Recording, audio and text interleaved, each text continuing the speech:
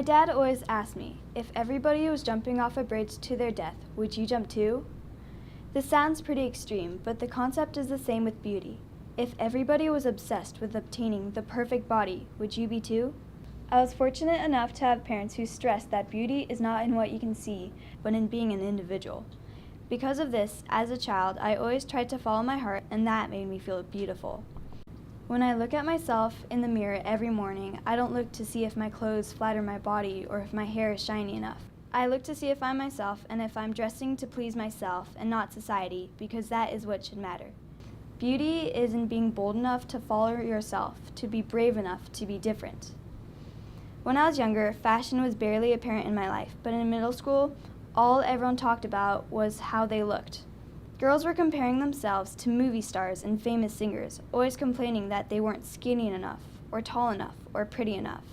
This was infuriating, that girls were comparing themselves to the impossible standards that were presented to them at such a young age.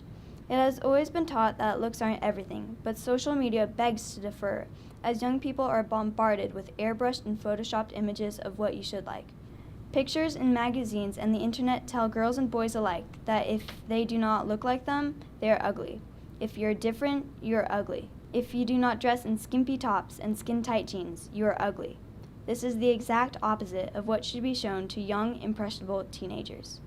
While other girls were playing with Barbies, I was climbing trees and playing in mud.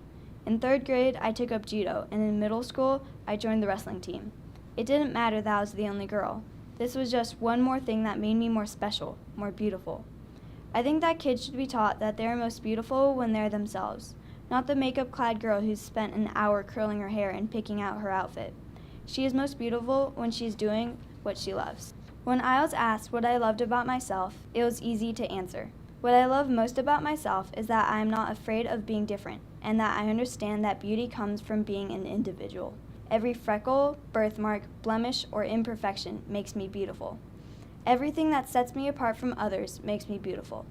Most importantly, the courage to be different and the strength inside me makes me beautiful.